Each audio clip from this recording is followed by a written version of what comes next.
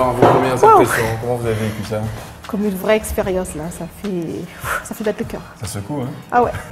Est-ce que vous avez déjà vécu un tremblement de terre? Oui, en 2007. L'impression est la même? Bah écoutez, au départ, on a l'impression d'être dans un jeu, mais après, on s'y laisse prendre. Et c'est vrai que là, avec les souvenirs, l'émotion revient aussi.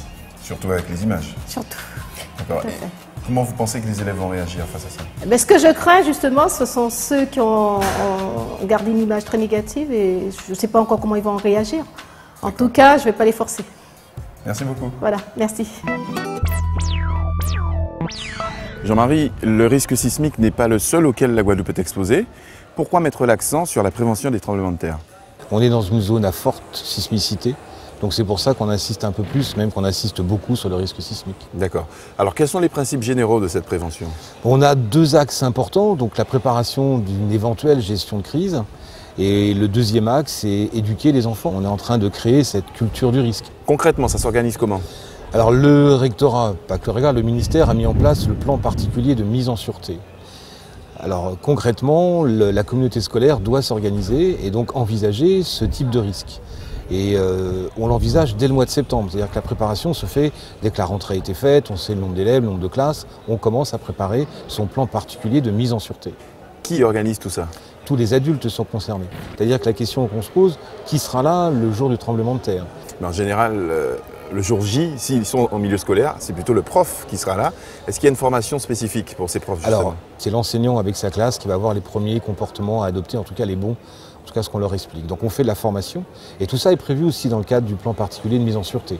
Que les parents ne s'inquiètent pas, l'école est organisée, j'ai envie de dire qu'on est très en avance par rapport à ce qui se passe à l'extérieur. Finalement, on pêche par manque d'information.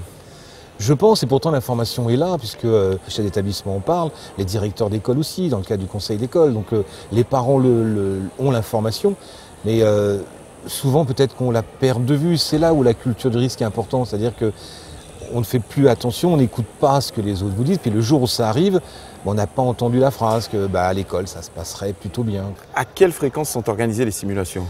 Le recteur en a demandé 3 dans l'année à minima. On veut créer des automatismes chez les enfants. Ce n'est pas en faisant une simulation qu'on y arrivera. On conseille aux professeurs de faire autant de simulations qu'ils le peuvent, surtout quand on est au rez-de-chaussée. D'accord. Et ça vaut le coup d'en faire dans un bâtiment qui semble peut-être vulnérable. Donc plus on s'entraînera, plus les enfants auront des automatismes. Parce que le comportement qu'on adopte, on veut dire, c'est un comportement très généraliste. D'accord. En 2 mots, rez-de-chaussée, vous sortez, à l'étage, vous ne bougez pas.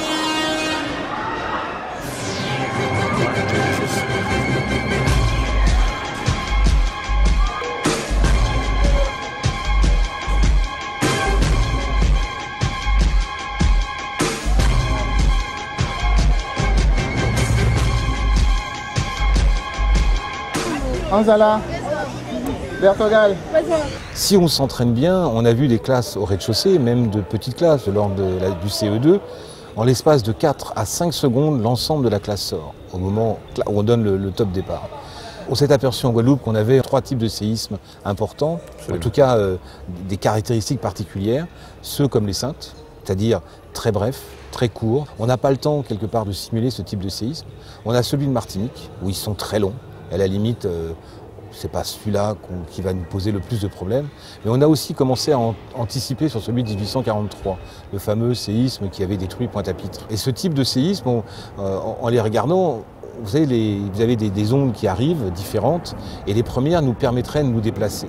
Et on s'est aperçu que le passage de ces premières avant l'arrivée des secondes, qui elles vont donner des mouvements qui nous feront tomber, on a un certain temps, qui serait de l'ordre de 10 secondes.